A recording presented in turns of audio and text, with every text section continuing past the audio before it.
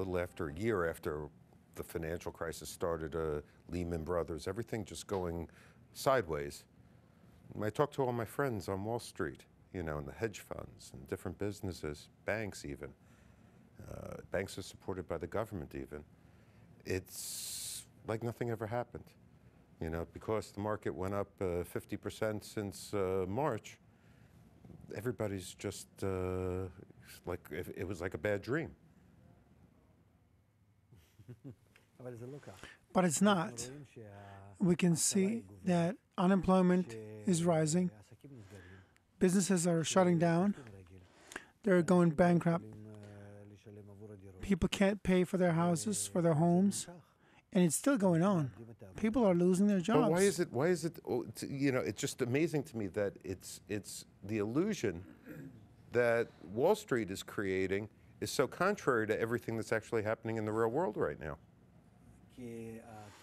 It's because money and the financial system has lost its true value. They're just playing kind of with themselves and just inflating the number of dollars as if everything is working, everything is thriving, but actually, because the money is not connected to life anymore. Previously, for money, you knew how many years you had to work to buy, say, a house, a car, whatever. Money was worth an apartment, a car, a certain amount of hours of work. Today, it's something you play with in a kind of virtual way, however they want. So what they're doing has nothing to do with life. I looked at a very interesting, actually concerning piece of data. The sea transfer dropped by 70%. The sea transfer. It's funny you mentioned that. I was just in Singapore a couple of months ago. You saw, I think it goes for 16 miles, nothing but empty container ships lined up. When you fly in, you've never seen anything so big in your life. It's probably the biggest thing that's on Earth, because it's not just one ship in a row. It's 6, 7, 10 ships wide. By mile after mile after mile, you fly over it, and they're all high on the water. They're all empty. Just standing there. So now everybody's talking about China, and China is the new 800-pound gorilla. But how can China keep it up without the trade? Because China's... It can't do anything. We're just saying it. The media is working by the, following the government, by the order of the government, who agreed they just have to cover it up. The crisis is not going to go away. It hasn't gone away. It's continuing. It's like labor pains. There's a seizure, and then you relax, and then another pain, another relaxation, and that's what's going to happen. We're in a process of delivery into a new world. Okay, so the government now has went ahead and said here in the UK, well, in the UK they actually lost a lot of money. People lost a lot of money in banks. In America, nobody's lost any money in banks yet. The government has said they're going to stand behind everybody's deposit. They're printing money like crazy.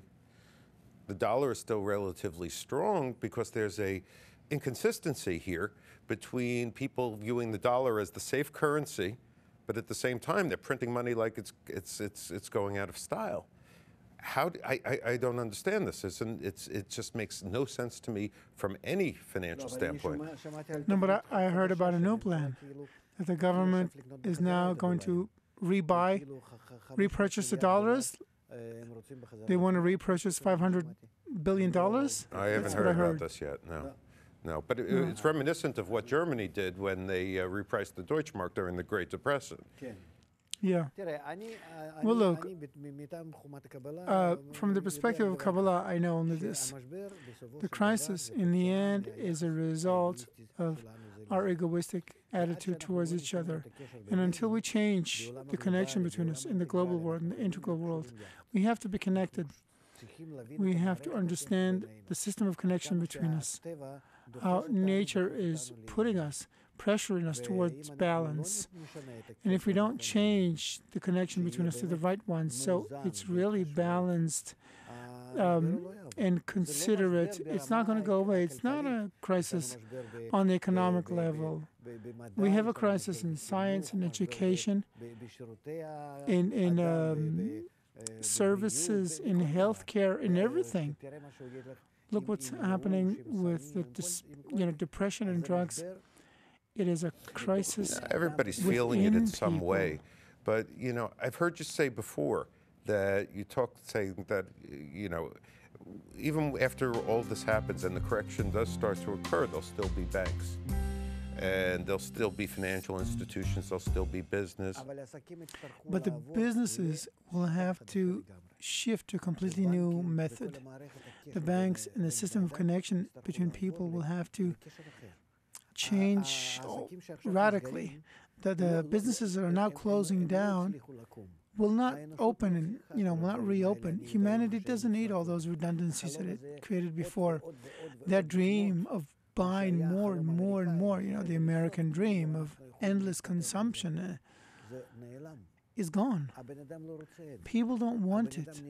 People have had enough of these things, of this surplus. They want something else. They want something that satisfies them in a different way. Just money, not just another car, another house, whatever.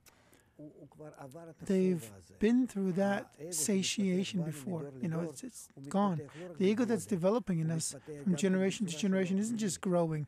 It's developing inside, and now it wants something else.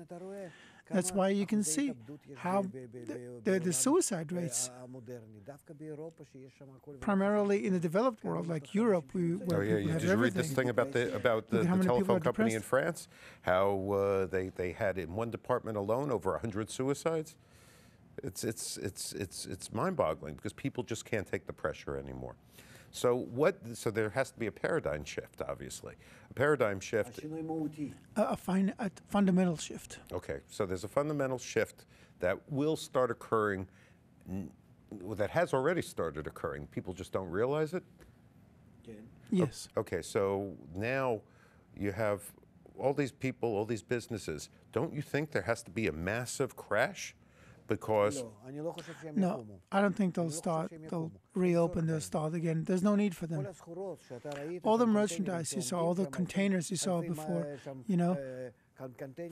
for miles over miles of containers that are just lying there in ships, there's no need for them. What are they going to transfer? These are redundant merchandise. It's surplus. What humanity needs, what it really needs: clothes, food, ordinary things. A house, a car. You need it all, but you need it on a normal level, on what's necessary for life. But people don't want more than that. Today, people need a spiritual fulfillment. Our egos, our desire has grown to wanting a little more spirit and less matter. When you think about that, though, as an American, and America is a country that can be self-sufficient if they use less. America doesn't need other countries. We have oil. We can get more oil. They just discovered the biggest oil discovery they ever had in the Gulf of Mexico. We make enough food for ourselves. We can make clothes for ourselves. Don't you? No. Just like America was very happy to get rid of Iraq and Iran and not to take care of the entire world and not be the police officer of the world and not wage all those wars in Afghanistan and all these places. It can't afford it to itself. Today, you can't lock yourself up in some country and say, that's it. Those are my borders. I don't care about the rest of the world. I agree with you, but I just see... So, why do you think it can be self-sufficient? You can't lock the country up. Everyone understands that. Yeah, no, I understand that, but I just hear people talking, and I hear people saying, why do we need this? Why do we need all the rest of the world? And this is something that scares me, because I think it's this isolationism that could go the other way on us and take us down.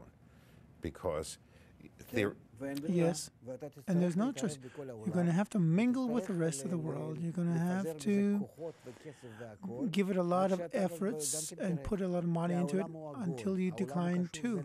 Because the world is round, it's all interconnected, and if you're not mingled in all of it, you can't when live. you say we have to decline too, so we have to take our standard of living down to the rest of the world's standard? No. It depends on whether or not the world connects in the right way among everyone. If they do, there'll be plenty for everyone. America shouldn't decline, lower its standard of living. It can actually rise. All the surplus things we've created in the world, if instead, if we go along with the balance of nature, if we know what an integral system is, which we are in today, what a global system is, where we're all interdependent. What's the formula of connection between us? Let's work according to nature, by the law of nature that's operating now. We need to study where we come from, where we are, and that's what our success depends on. What do I say to my friends who are on Wall Street, the people that I've grown up with in business for 25 years? They should stop being smart Alex. They thought they were above nature. They thought they could do whatever they want, to build systems out of thin air and make all kinds of plans for saving, for spending, for whatever.